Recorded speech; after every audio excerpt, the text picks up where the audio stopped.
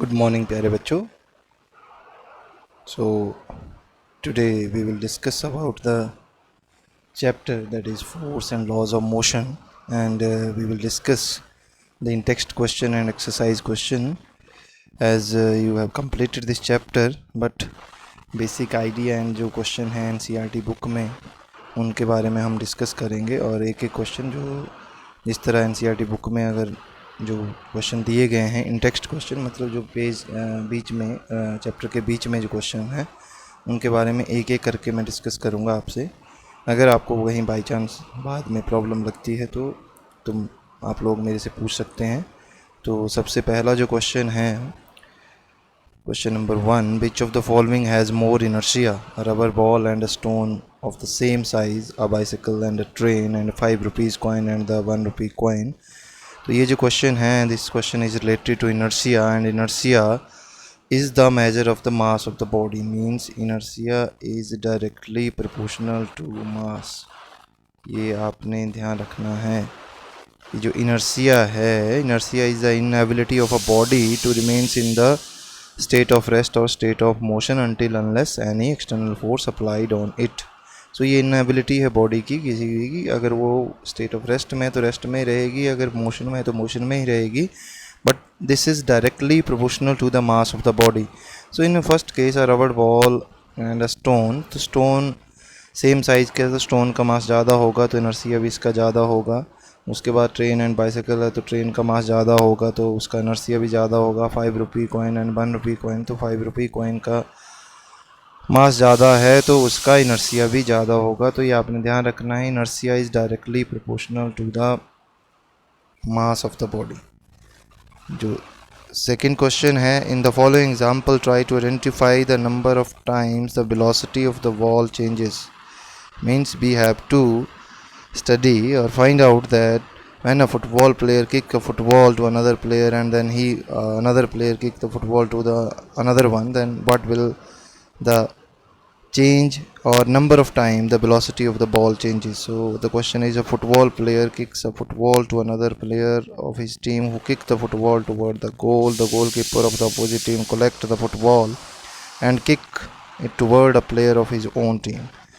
So also identify the agents applying the force in each case. So these agents जो हैं वो players हैं. So the velocity of ball changes 4 times. यहाँ पहला player ने kick किया दूसरे प्लेयर के पास, तो फर्स्ट वन, उसके बाद उसने अनदर गोल कीपर के टुवर्ड्स द गोल, तो गोल कीपर के पास तो सेकेंड टाइम हो गया. Goal keeper of the opposite team collects the ball, तो उसने उस टाइम जब कलेक्ट की तो वो वेलोसिटी चेंज हो गई. तो third time and kicks the towards a player of his own team, तो उसने फिर से किक किया तो उसके बाद 4 टाइम्स. तो ये आपने ध्यान रखना है, इस क्वेश्चन में 4 बार वेलोसिटी जो चेंज हुई है, क्योंकि जैसे ही आप दूसरा प्लेयर उस फुटबॉल को रोकता है, किक करता है, तो उसकी वेलोसिटी नेचुरली है कि वो चेंज होगी, ज़्यादा हो जाएगी या कम हो जाएगी. अगला जो क्वेश्चन है that is related to law of inertia और first law of motion. Explain why some of the leaves may get detached from a tree if vigorously shakes its branches. तो ये आजकल आम का सीज़न चला हुआ, मैंगो का सीज़न चला हुआ, और आप घर में भी अपने आम गिराते होंगे कि आप ब्रांचेस पे चढ़ते हैं और उनको शेक करने की कोशिश करते हैं, तो ब्रांचेस जब हिलना शुरू करती हैं तो मैंगो नीचे गिर जाते हैं. वही है यहाँ भी, वही बात है कि why the some leaves may get detach from a tree. This is the application of first law of motion और लॉ ऑफ इनर्शिया, कि जो जिस स्टेट में है बॉडी वो उसी स्टेट में रहेगी until unless any external force applies on it.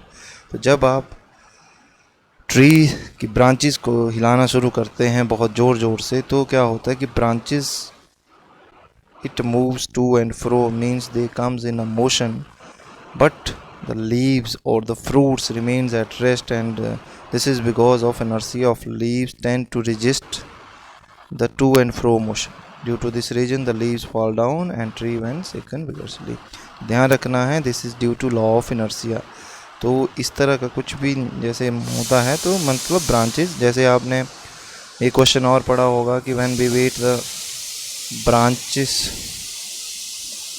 carpet with the stick, then the dust particle comes out of a carpet.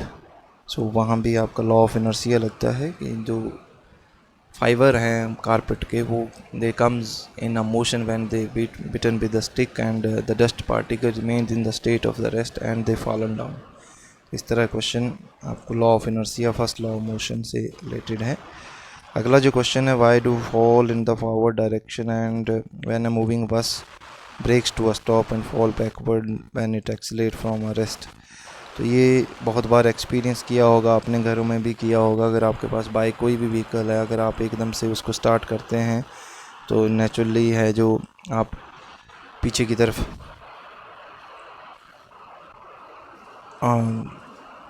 एकदम से स्टार्ट करेंगे तो पीछे की तरफ गिरेंगे, और अगर ब्रेक लगाते हैं तो आप आगे की तरफ गिरेंगे। ये आपने एक्सपीरियंस करना है घर में जाके या कहीं भी, जैसे भी बाइक पे कहीं आप बैठे हुए हैं तो आप थोड़ा बहुत इसको एक्सपीरियंस कर सकते हैं। And that is also due to the inertia of the passenger.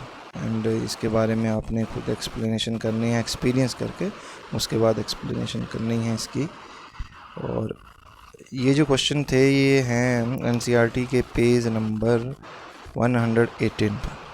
तो मे बी आपने अगर कंप्लीट नहीं किए हैं तो इनको कर लीजिएगा, और उसके बाद हम अगले जो इन टेक्स्ट क्वेश्चन हैं वो अभी डिस्कस करेंगे। Thank you.